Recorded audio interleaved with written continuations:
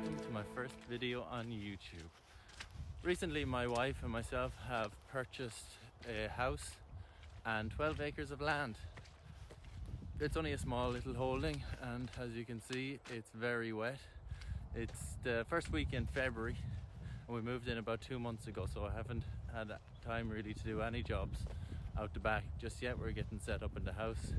We've got a little child, so things are pretty busy at the minute, but it's officially springtime and it's time to get going, doing jobs on the farm, trying to get things set up. It's 12 acres of, I'd like to say, marginal land. It's it's not the best. The townland is called Mooneen Beg, which I think translates to the small bog or something like that. So as you can imagine, it's wet land, lots growing. If you by lots I mean lots of rushes. There's not very much grass growth. The property hasn't been farmed in the last 20 or more years. There was one farmer who used to come in and take a cut of hay off it each year, and that was it. There was no animals. Hasn't been animals on this property in well over 20 years, I think. One of the first jobs that I want to do on the farm is to take a soil sample. I just want to find out what sort of soils I'm dealing with here, what sort of amendments or stuff that I need to put on it, and most importantly see how it improves over the years, or if it does improve. The soil here, or the land here, hasn't been used for agricultural use in well over 20 years. It was just hay taken off it every year, but there was no animals or anything like that. So I think with some animal impact it should improve. Here is my soil sampler. It's a homemade job. I had borrowed one before, which I sampled all the soil with already on the farm, but I'm getting quite a comprehensive soil check done on this patch of land, which is the biggest field. It's about 1.9 acres. I'm just going to get all the minerals and nutrients tested on this patch, and it'll be a good idea or indication of what is over the rest of the farm. I did get some soil samples from the rest of the farm as well, but the comprehensive one is a lot more expensive. It's like 3 or 4 times more expensive, so I'll just do it on this patch to see how it's trending. But basically it's a 10 centimeter long tube with a bit of a pointed end on the one end. All the cores will catch in this, hopefully. I haven't used it yet, so we'll see. And then I'll tip them out into my bucket from here. So these are basically what the soil cores look like. This one's actually broken in half, but about 10 centimeters, 4 inches long. I'm going to get a number of these down through the field. I'm just going to go in a W pattern up and down the field a few times and see what I can do. I've already sent away, as I said before, soil samples, but for this one they need extra soil, which I wasn't aware of, because there's lots of tests to do on it, so they need about twice as much as I actually sent into them. So I'll just go over this field again and see what I get up.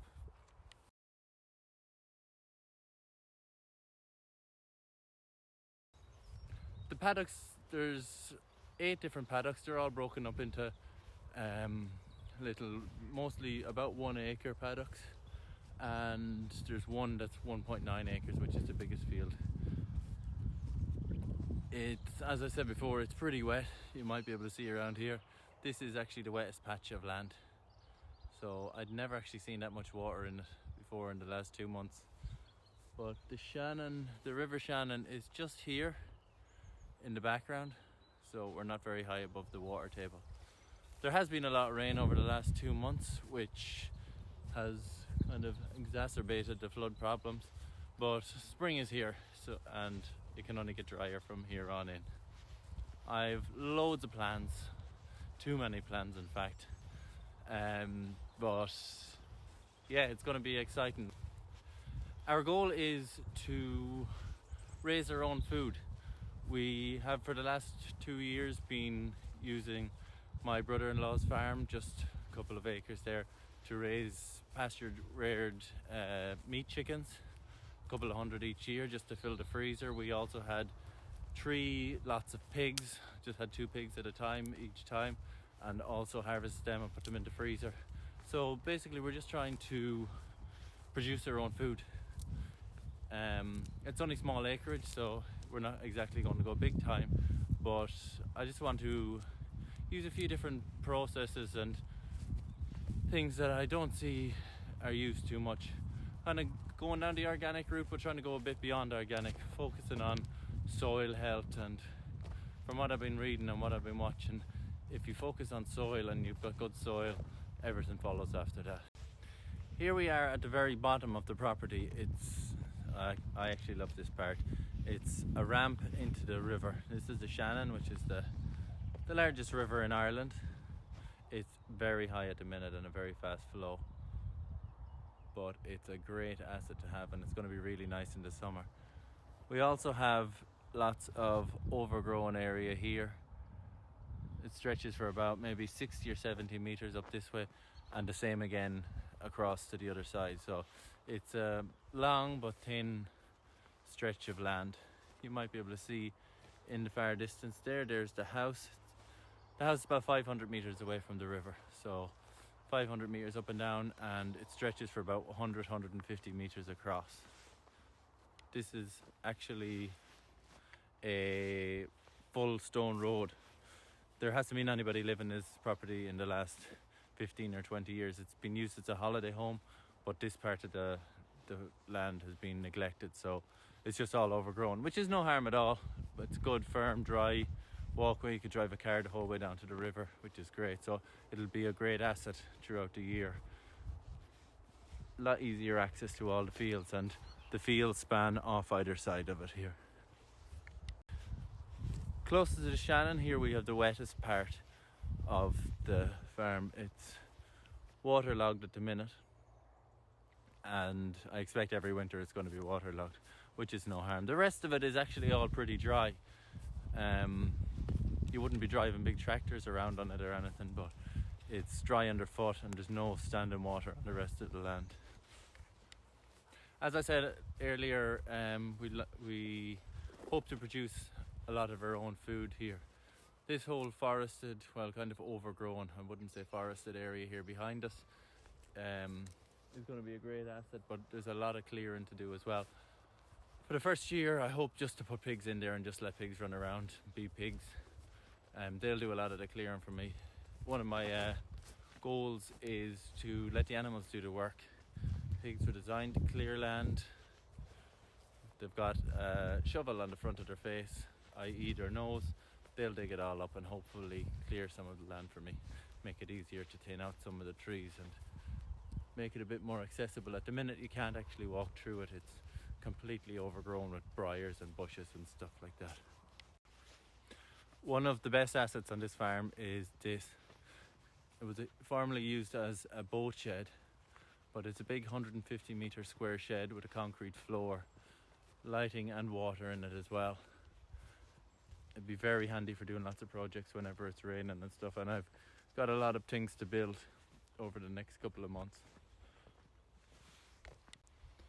The neighbours tell me that only 2 years ago all the land was cleared, all the bushes, all these drains in here were all dug out, and there were bushes about 30 or 40 foot high.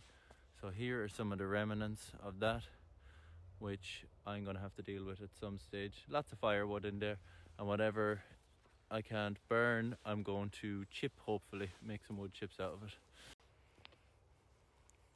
One of my major tasks is to improve the soil. It is completely covered with rushes, a lot of this land. Not much grass growth. This was cut in the summertime, and this is all that has grown back. Just really rushes. The grass isn't very much here. You can see as well, it's all coated in moss, which is stopping some of the grass growth and holding some of the water. So without using chemicals or sprays, I hope to just keep it topped, use farmyard manure where possible. I actually have 2 uncles that are farmers very close by, and they said they could supply me with a lot of what I need. Living beside the river is great as well. There's an abundance of wildlife. There is a cormorant just flying over. You can always hear ducks and stuff in the background as well, so there's lots of bird life. I've seen a few foxes around the place as well. So it'll be interesting over the next couple of months to track and record some of the wildlife that's around the place. One of my first projects is to put up a bit of fencing. The ditches and drains around the fields are pretty secure on the boundaries over here.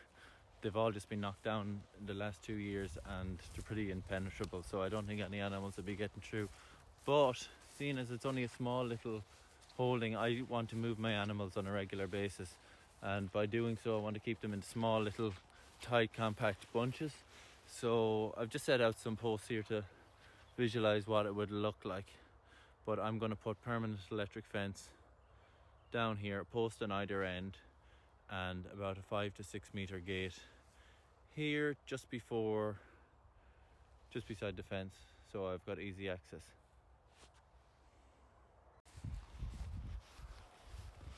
This is one of the 3 paddocks on the right hand side as you head down towards the river, and they're all an acre in size, so I'm going to split that roughly in half or a bit smaller, and I'm basically using this electric fence here, well not this one but the one that I'm going to put up more permanently. I'll have that done in the next couple of weeks. I've got most of my supplies, I just have to get the fence posts, but I'm basically just going to use that to bring my power to my mobile sheep and poultry netting. So I'm going to use mobile netting at the start while I can. It's a bit more work moving it all around, but it's cost effective.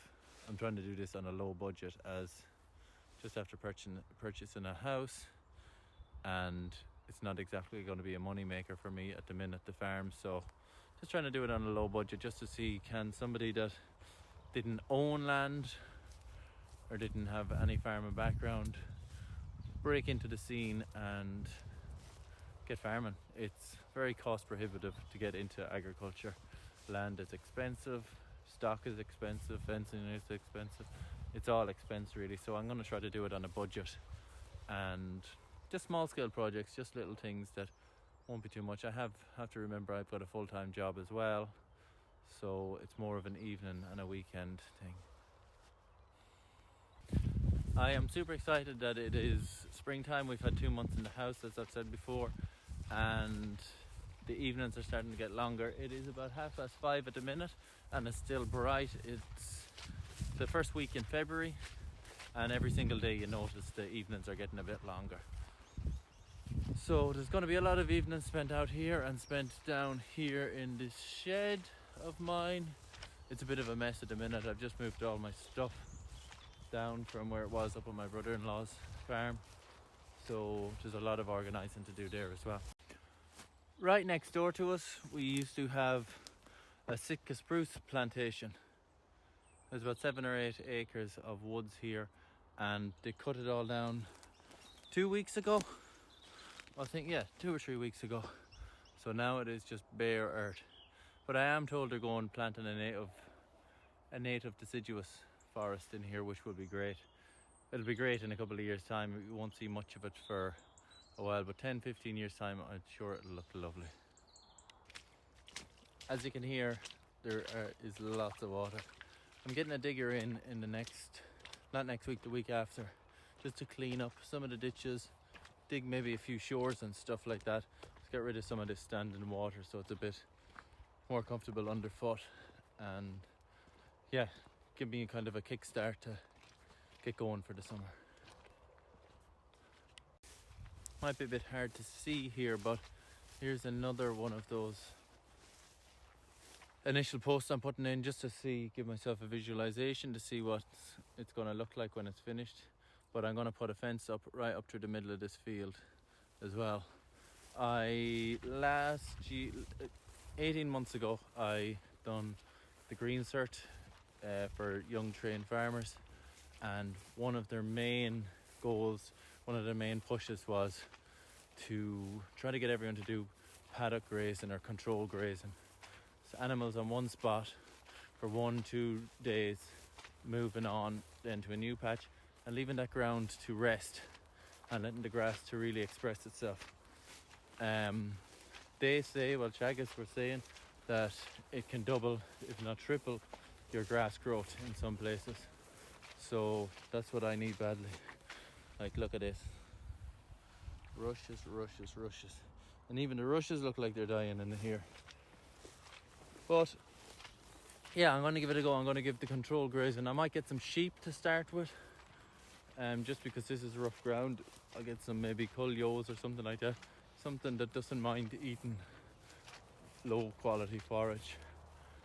And also sheep, they say they're hard kept in and stuff like that, but it'll be easier for me to manage rather than having large animals like cows or heifers or something like that. The light is kind of fading here at the minute, but I'll just give you a view of some of the fields up close to the house. There's actually a wooden fence up for half of the fields and the top part of the farm, but this part was destroyed recently. In the shed that I showed you down the back, the previous owner had left a huge boat trailer, and I got some of the neighbours, thankfully they were here to actually help to bring it up with a tractor. But when the previous owner must have brought it down, there was no fences here. There couldn't be, because there was no way we could get it around this corner. So we had to sacrifice some of the fence. You can just see here how much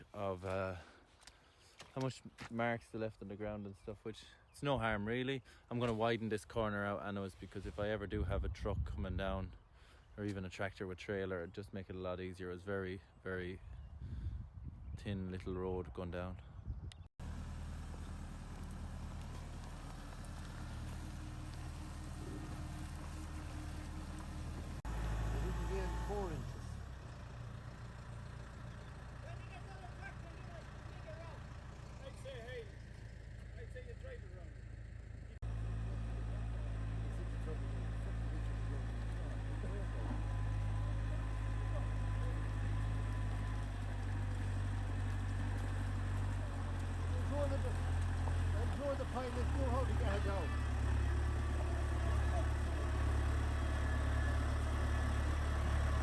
Move that fan out of the way, it's in the way.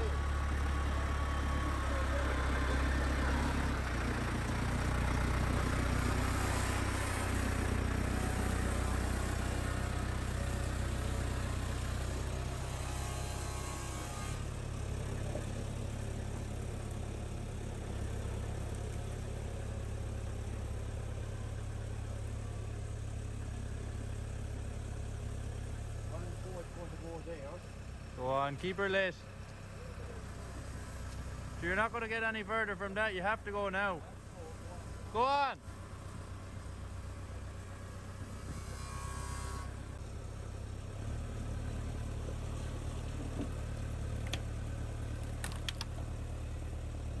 Bye fence.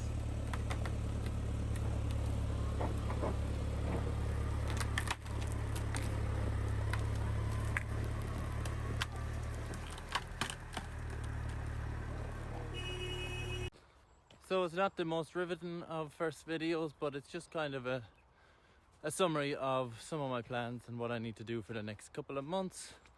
Yeah, as I said before, I never farmed really before, never owned any land.